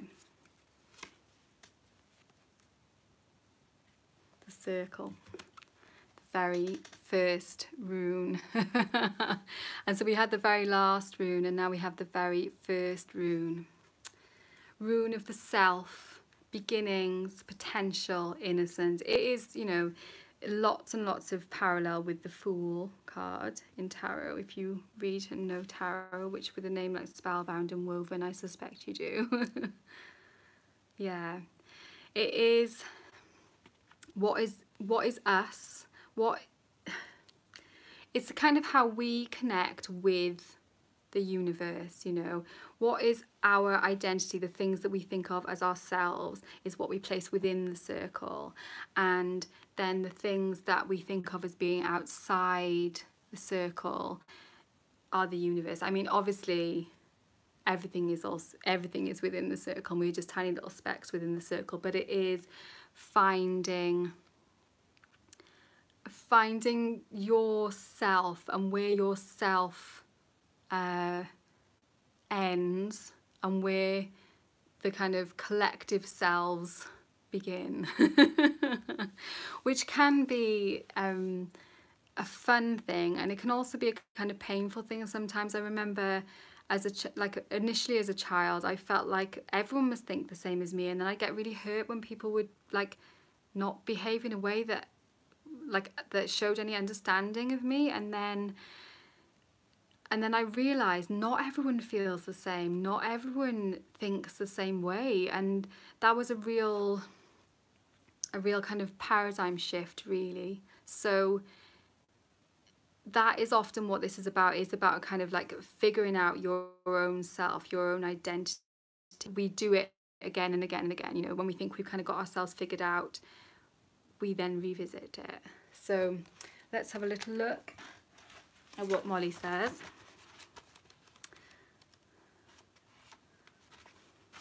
The truth of being may be grander and deeper and broader than you can ever imagine. Look before you and bear witness to the magic, the pure potentiality that surrounds you all the time. Is not your very self a true miracle? Thinking, breathing, moving, walking, grasping, loving, laughing, writing, talking, holding, birthing, creating. These systems that animate your body, beat your heart, grow your fingernails, circulate your blood, digest your food, gaze at your baby. This is incredible, incredibly majestic, incredibly miraculous, and incredibly mysterious. And then she talks about cell division and things like that, you know, and how that kind of scientific process, which makes sense. Just as the acorn holds limitless oaks, the self has limitless potential, expanding, contracting, opening, closing, leaping, pausing, watching, knowing, asking questions. Pause and witness the miracle. So very much like we were saying for Book White as well, it's like yourself is your, and like you can see as well from the symbols that are on that card, Book White had the circle as well, which is the moon. So it is that exploring your sense of self and working out what is yours and what is not yours, and working out how you want to be open, how you want to be in the world. And just have fun with it, you know, enjoy. It is that zero, it is that space, that void, that beautiful potential that anything could happen.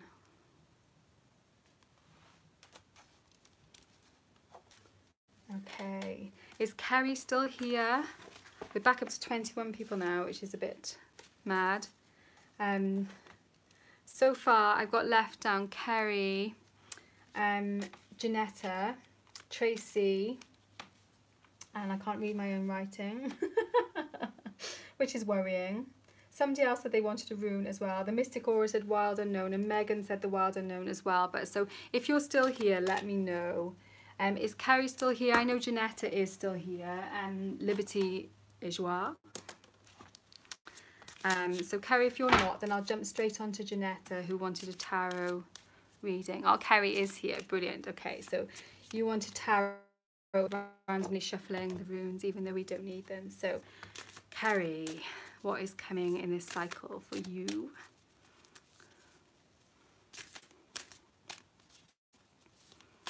Oh, thank you, Bella. That's really... I mean, obviously, it is our relationship with the cards, isn't it? It is the connection between the two things. And the Mystic Aura, she's still here as well. I say she. It might be a he.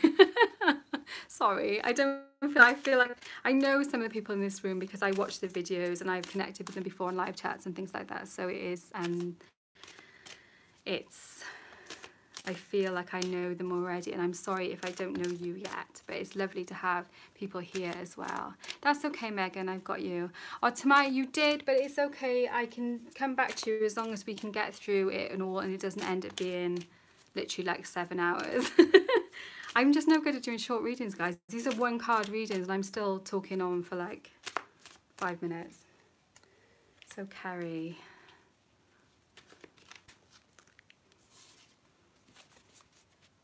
Okay, so we've got the 4 of Swords, and it is a beautiful 4 of Swords.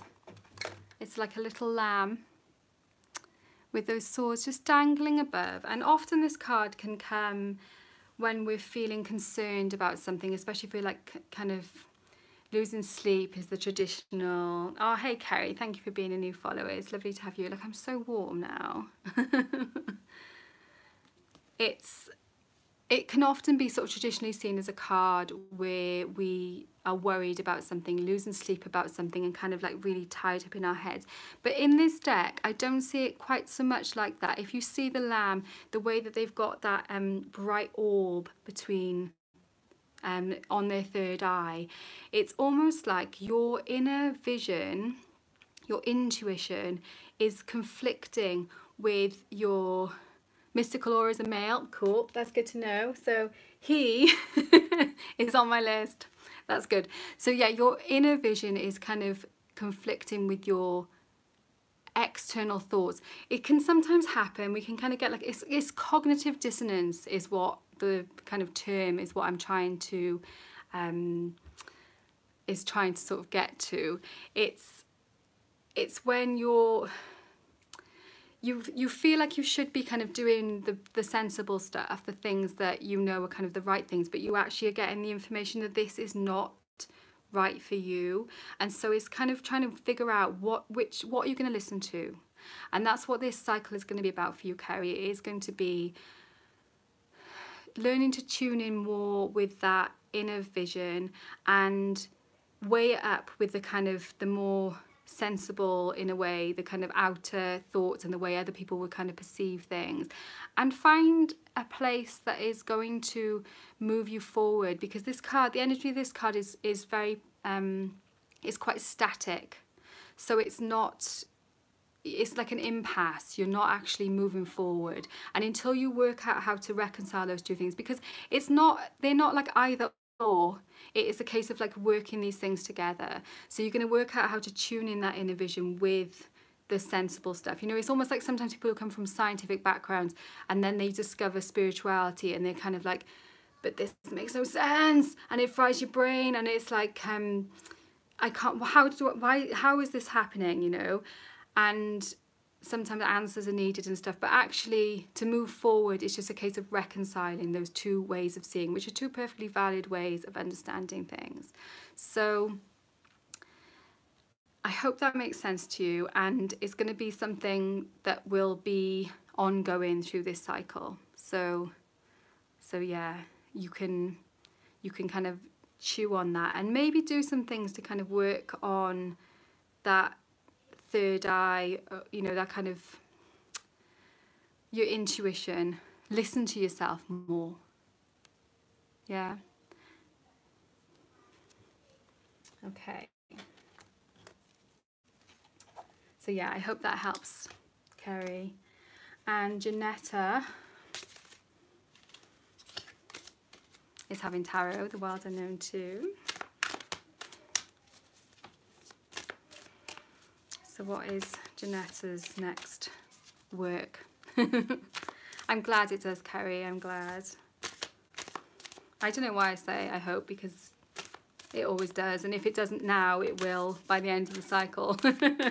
Sometimes people are like, no, I don't really know what that means for me, and then like they'll message me a few weeks later and say, oh, that's what all that was about. Oh gosh, like millions of chat just flew up past my face. I'm sorry if I'm not being able to kind of engage with the chat so much. I'm trying to kind of focus on the readings and things. It's busy here this evening. So, Janetta, it's not feeling ready yet. So what is going on? Lots by the sound of it, by the feel of it. Let's just have one work to do, please. One area of focus. Okay. Okay. Well, that's a lovely area of focus. We've got the Empress, which is, oh, thank you, Bella, which is wonderful for this particular moon cycle that we are in right now.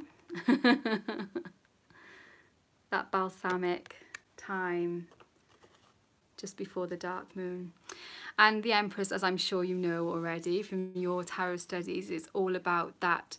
It's the divine feminine, but it's the divine feminine incarnate. It's the divine feminine in the material world. And it is often like this tree is showing, you know, it's a strong and rooted and vibrant and noticeable tree. It is about standing in your feminine power, about asserting yourself in a way that is in alignment with your understanding yourself as a woman.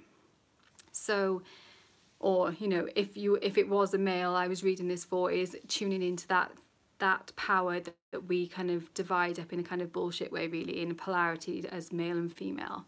So that, for you, it can look in lots of different ways. You know, it is something that some people will take it as a very literal, and like, you know, we are still harvesting at the moment, so it can be a kind of physical harvesting of the things that you've done. Also, it can be more kind of metaphorical in that it is about creativity, but on a more esoteric kind of scale. You know, it is about creativity of an idea of something new. And I know that you're working on at the moment kind of finding a new job situation, a new kind of way of working which works for you, and this moon cycle will probably take you forward in that respect. People don't always jive with this energy of the Empress. People don't always enjoy coming up against her. So you might also find a little bit of it's a bit of a push-pull sometimes. You know, you can rub people up the wrong way, but that is only because they feel threatened by that. So just be yourself, and rooted and creative and expansive. You know, like this tree is going to be housing and caring for so many other different species and things that live there. So that is your job, your work this month. I hope that's helpful. I love it to have the Empress card. It is such a wonderful, it's like the mother card, you know. It is, yeah, as in like the motherfucker. I don't know why I'm just not saying stuff. I don't know. My brain goes. Okay, Tracy, and she wants the wild unknown. It's so lovely. Like, yeah, like I was saying at the start, having people here from all over the world. It's just wonderful.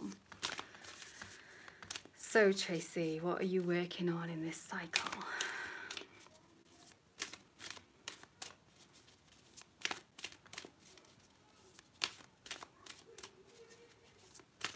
I know I do talk for ages when I give the cards. I just really think if you're going to read cards, if you're going to pull cards, then you need to have something to work on, you know. There's no point in just pulling them and then going, oh, that was interesting. It's like, it's not like taking a photo. It's work. We read because we want to know where to go next, you know, not just to kind of, I don't know. So, Tracy, what are you working on? What is your work in this cycle? Okay.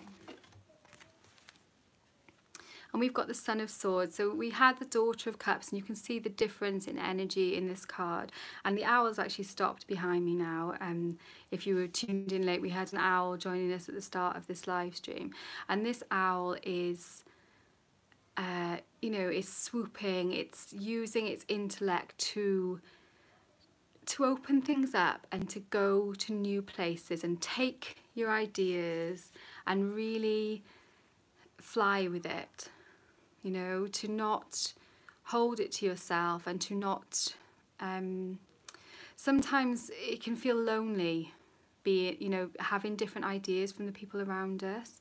And when you, that's one of the lovely things about about being on YouTube and Instagram. It's that you can connect with people from different places who have the same ideas and things as you, but it can still feel lonely if in your physical space, in the place where you live, you feel a bit like you're out there on your own, you know, and you're the only one fighting your battle. It can feel like sometimes.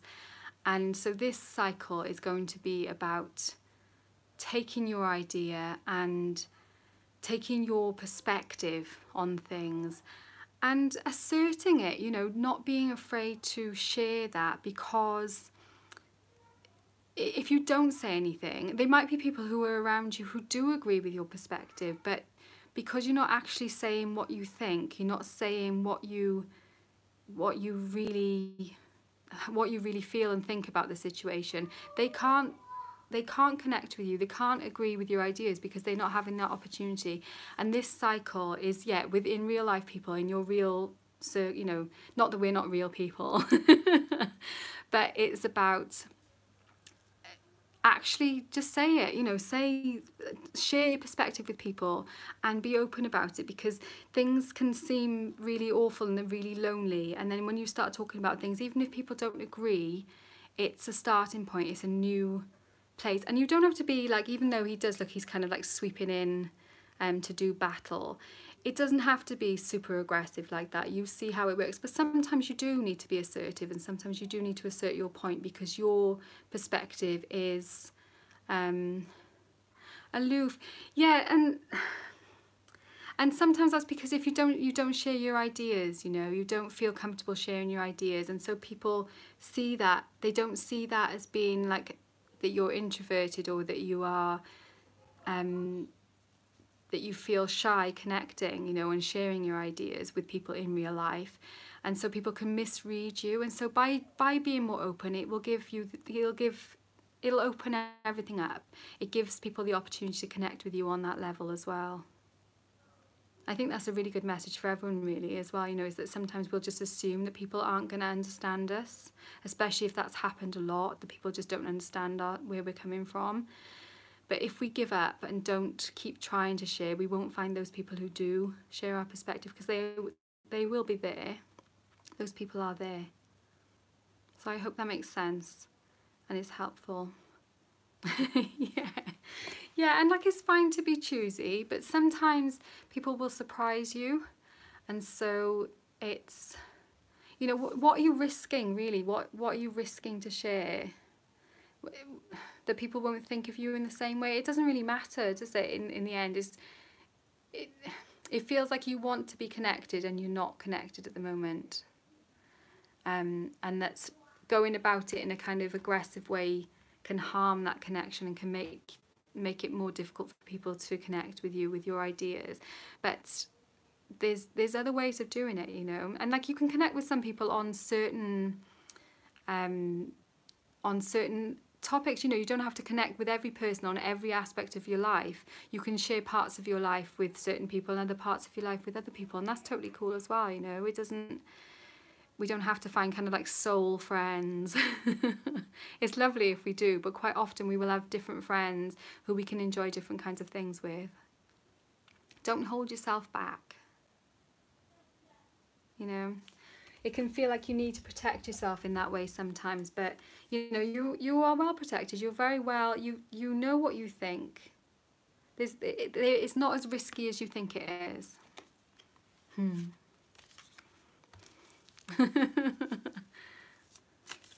Oh, you're welcome, Spellbound and Woven. I'm glad that you've enjoyed it. I can hear my humans downstairs all kind of chatting and stuff as well. So who else did I have on here now? I've got a name written down that I can't even read, so I'm really sorry. If you're here and you asked me for a reading and I haven't, I haven't done it, then please let me know.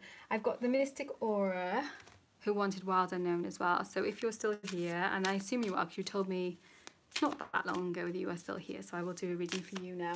And I've got Megan as well, who also wanted the Wild Unknown. So if I've missed you, so I've got the Mystic Aura and Megan. Is there anybody else who had said they wanted one? Because I have, like I said, I've got a name written down. I can't read my own scrawl. It's a bad state of affairs, guys. You should see my journals. Well, you have seen my journals. If you watch my channel, you will have seen it. Tamaya, yes, you can get a room because I missed you. Okay. So, here we go. The Mystic Aura. What is going on for you in this cycle? What's your work that you need to be doing in this cycle?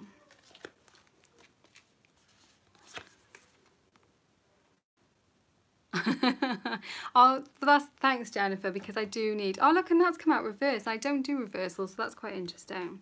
So we've got the 10 of Pentacles reversed, which in the Wild Unknown looks pretty much exactly the same. It is a very it's, you know, it is the same.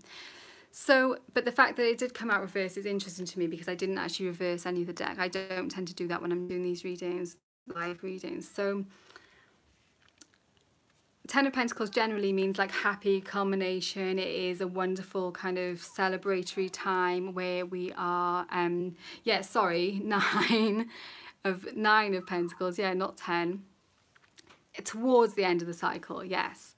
So it's not completely the end, but it is the time when, you know, usually like in the Rider-Waite, it's that lady and she's like enjoying the fruits of her labour kind of thing. You know, it is, it's a very verdant, fertile, abundant time, and you're kind of reaping the rewards. But as it came out reversed, it could be that you are sort of struggling a little bit for the material things in life. You know, it can literally be like perhaps you're waiting on somebody to make a payment or something like that. Gina, yes, that's right. Gina, Spiritual Splendor, and you wanted a rune. So yes, I will do that because I did write you down and I couldn't understand what I'd written. So yeah, you could be waiting on a payment. You could be waiting on a kind of project that you're hoping to kind of put into practice and make real in the world. So try not to be too frustrated with it. Like I say, in this deck, the fact that it is virtually the same both ways. And I love how the feathers are around the pentacles. It's almost like you can't quite get your hands on them because they're protected by the feathers. But if you just kind of, you know, those feathers are going to float away and those pentacles are going to just drop into your hand. You're going to have that money, that reward that you're looking for. And it does feel like it is money, actually, that you're owed. So it's just kind of be a little bit more patient, and it is coming, you know. And if it's a creative project that you're working on, that you're doing this, just keep going, keep doing what you need to do, keep making your ideas kind of real with this kind of air energy, you know, is putting that kind of air idea, mental energy into something, and you will get to that reward in the end. So I hope that makes sense to you. It does feel like you're kind of waiting on a payment, waiting on somebody to actually do it. You want to start your YouTube channel. Okay, yeah, so you're kind of interested in starting, but you haven't made it real yet. You haven't manifested it yet. Okay. It could be that. It could be that, definitely. If that's what you feel like it is saying to you. But it's sometimes good to make a note of these cards as well, and sometimes they pop up as something else. And yeah, start, because I put it off for like over a year before I finally dived in, and I was like, why was I so afraid of doing this? It's fine, it's fine. Oh, it's Dee Dee here. Hey, Dee Dee. Okay, so I've got Gina, Megan and Tamaya, and then we are going to have to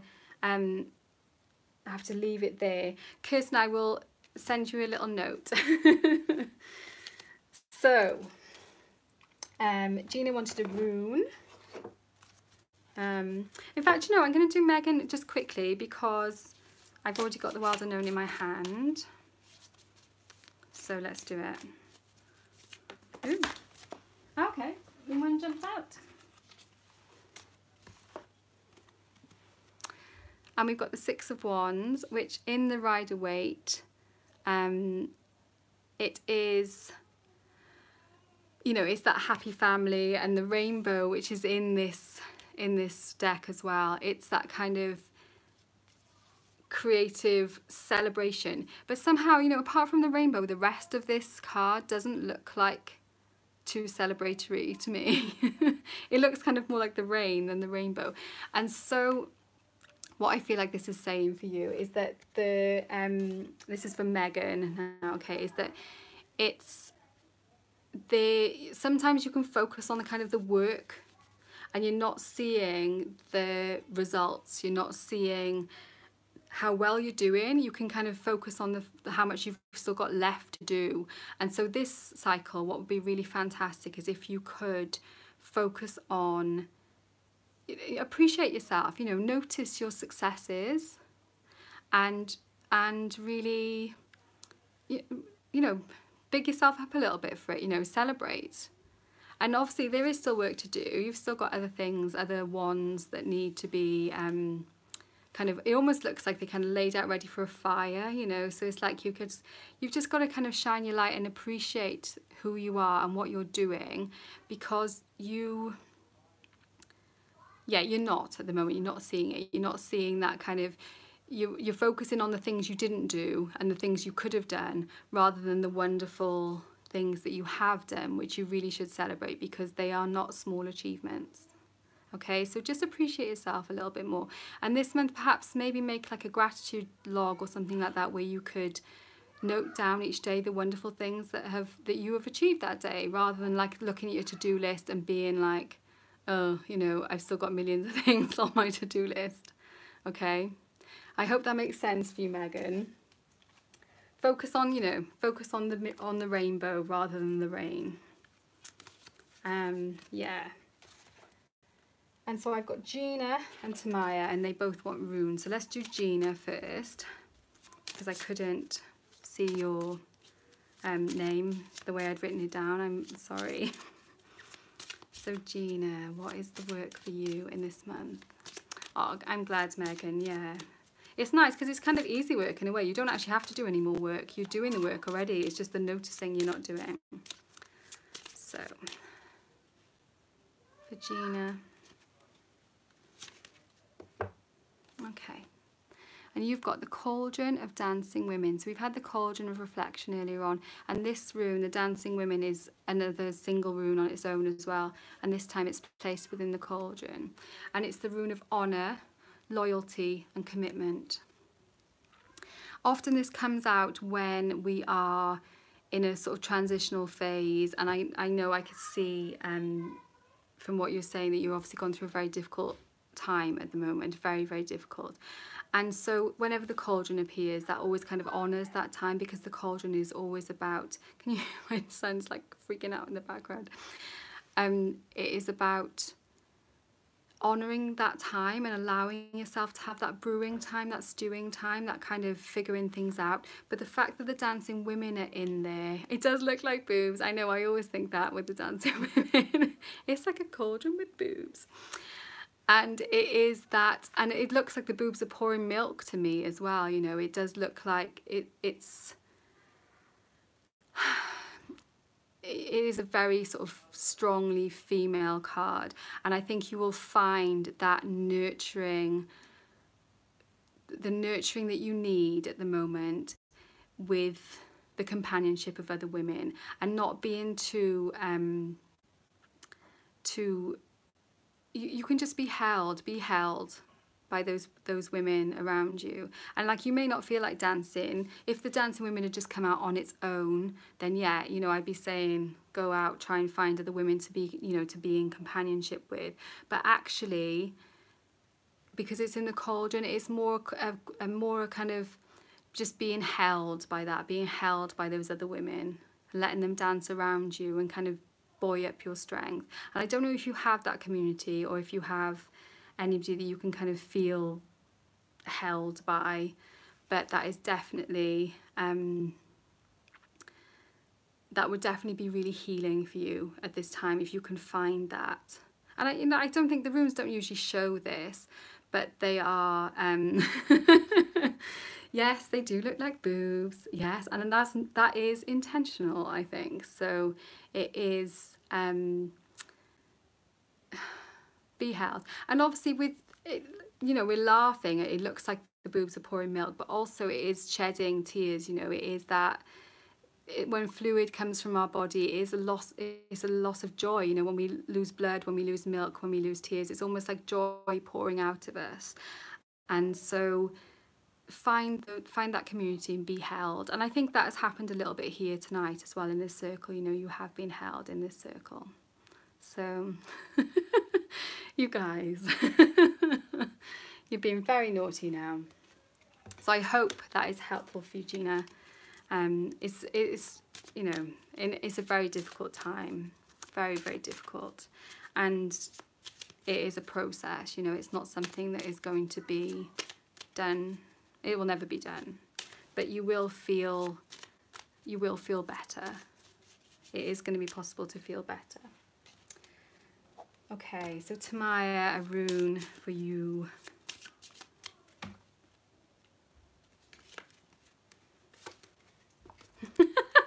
Okay, so you were laughing at the last one, and now this is our last one. And yes, it is exactly what it looks like. It is the yoni, or yoni, the rule of making, creativity, fertility, wealth, pleasure, and birth. It's going to be a fun month for you, Tamaya. So yeah, I mean, on a physical plane, definitely as well, lots of lovely yoni stuff going on this month is wonderful. I don't know if I am rising above it all, Billy. I'm getting very warm, but you know, I'm doing my best to hang on in there. It is, the physical is definitely very important, that kind of creativity. If you were planning on having children, that is a wonderful, this would be a wonderful time for it. But it is also that kind of creative power, you know, that kind of source energy. Okay, this deck is called Woman Runes. Okay, this is let me show you the book.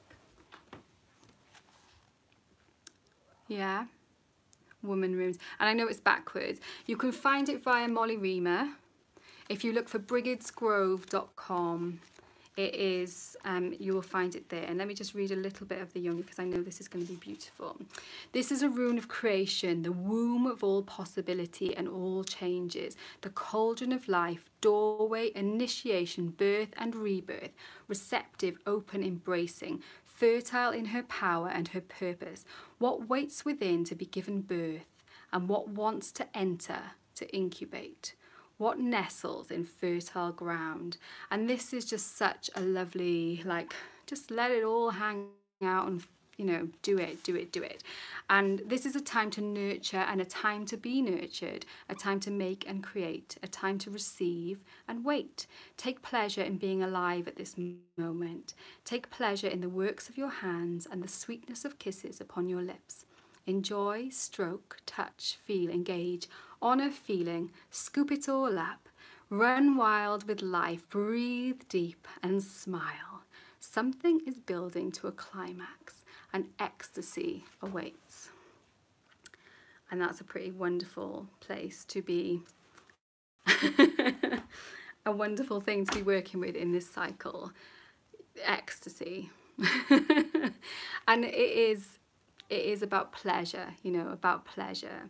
And sometimes we don't always allow ourselves that pleasure. So definitely allow yourself to go with it this month. Yeah, and they are, yeah, like Jeanetta's saying, they are very like sort of graphically simple. You know, they look almost like cave paintings the way they're drawn, and yet there's lots of power and richness and depth within these cards. So yeah, it is that creative power, that womb power as well. So yeah, so I hope that has been fun. I've enjoyed it. I always do. It was cool having the owl turned up. I have got a little poem that I want to do. It's more, well, it's not really a poem, like a little story almost. It's very short, just to leave you with at the end. It's called Two Moons, and this actually made me cry a little bit when I first read it, but I'll try not to cry as I share it with you. And this is out of the Wee Moon diary for this year. As we walked, the child of my child looked up at the new moon rising in the east at dusk. I explained to her that silver light guards our night times. Do we still have a shadow? She asked me. Yes, I assured her, a deeper, richer shadow. Over the course of days, when we walked the same path late morning, the rind of the old moon hung in the west. Another moon, young one cried. It's the same moon, I told the daughter of my daughter, just in her different phase. She was quiet for a few steps, then asked, Phase? Her face is changed, like from happy to sad. I pondered how to answer. Her years were few, but her understanding deep. The moon herself is the same, but as she circles Earth, we see her different shapes. Like us and our shadows, she exclaimed, ever fascinated by our long, dark impressions on the roadway. Mine tall and steady, hers dancing. Like hide and seek, she shouted, running behind a maple to play her favourite game. The moon will find us, and we will find the moon, I added. And I know her every day, no matter whether she is a sliver or a balloon. The future of my futures laughed then, dashing back to take my hand. I took a lesson from our moon talk, and I knew I would recognise this woman-child forever through her many phases and faces and the magic of her shadows. I almost held it together then. Thank you all so much for being here. I had things I was going to talk about, but we've been here so long, I am not going to talk about them. I'll make a separate video about that perhaps tomorrow. It's wonderful to have you all here. I feel so, so very blessed to have you in this community. It is wonderful. Warmest, warmest blessings, guys. Have a wonderful evening, and I will see you very soon.